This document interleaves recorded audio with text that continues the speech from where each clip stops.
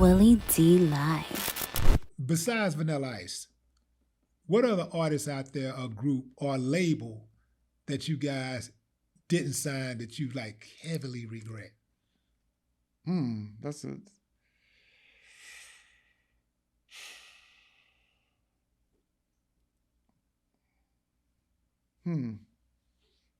One of those groups out there. Nothing pops in my mind. One of those groups out there, or artists out there, or labels out there right now that just took off.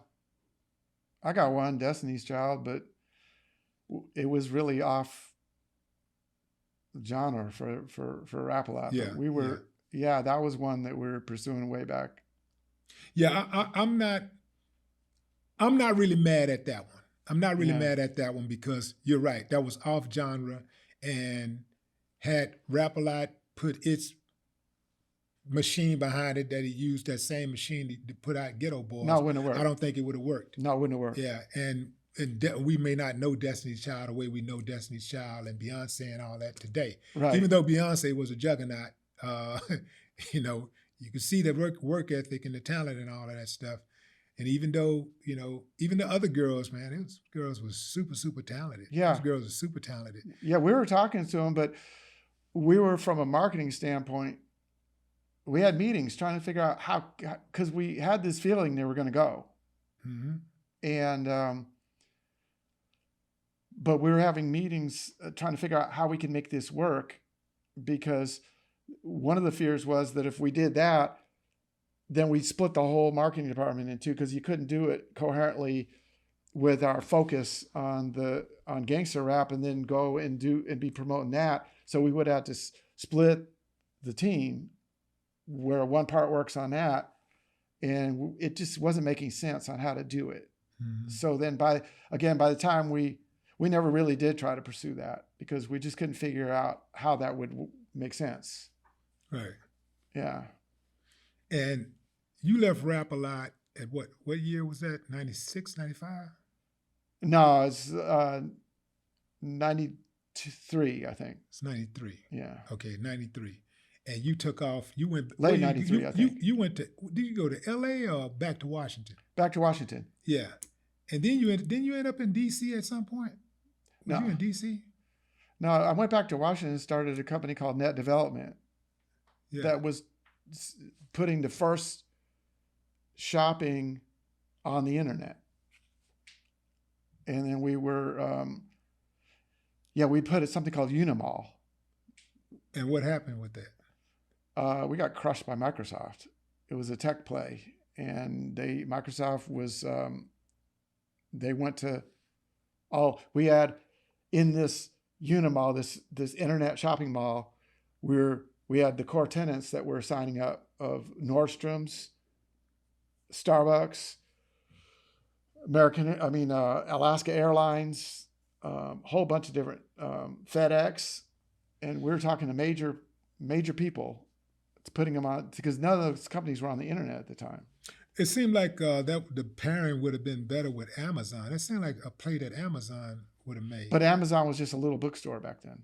Yeah. It wouldn't even exist in this present form. But Amazon pretty much did the same thing. They went and signed a bunch of major companies and stuff, and then they went and stuck them in the back. They learned their system. Oh yeah, that's what. And we were we were trying to make a big play like Amazon, but then what Microsoft did was, it just happened that one of our main core customers was Nordstrom's, that was going to be on there first, and we were integrating with Nordstrom's back-end servers so that we could put the first payment, and we were working with something called Seattle First National Bank at that time, and the servers that Nordstrom's was using for their catalog business was running on Microsoft, and so we were trying to integrate Microsoft servers with online payment, and there was no online payments at that time. You couldn't use your MasterCard or Visa. We put one of the first online payment systems on the internet, and Microsoft, because they were the company that was providing the server software, Nordstrom's tech said, okay, well, we don't know how to do this. We're going to have to consult with our provider, Microsoft. And then Microsoft worked with us, and they were really good for about the first couple months. And we put the payment system online, and it ran through with C1st Bank and seamlessly, and all this stuff was going great. And it was days before Microsoft was supposed to sign a 3-year contract with us for this. And Microsoft went and talked to the owners of Nordstrom's and told them, we're rolling out Microsoft Network that's going to compete with the internet. You don't want to do this deal. You'll be locked in with these guys, and we're doing this alternate network called Microsoft Network. And so they went and talked them. Nordstrom's really had a lot of animosity towards Microsoft for doing that. They said, oh, we're not going to sign with you either, because Microsoft wanted to sign a deal with them. But then they told us, though, we're going to have a wait and see posture because Microsoft's pursuing this. We can't sign with you, though, because we have to see what they're going to do. So then they wrote it out. The problem is, back then, having that big bandwidth to the internet was expensive. It was costing us like $100,000 a month. And they said, we're going to wait and see for like a year.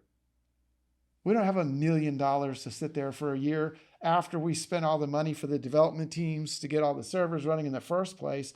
And then they want us to just hang out, and all the rest of the tenants were focused on on Nordstrom's. And so if Nordstrom's does the deal, we'll all do the deal. Right. It would have went like dominoes, but then Microsoft blocked that. So we ended up having our company fold because the venture capitalists backed out.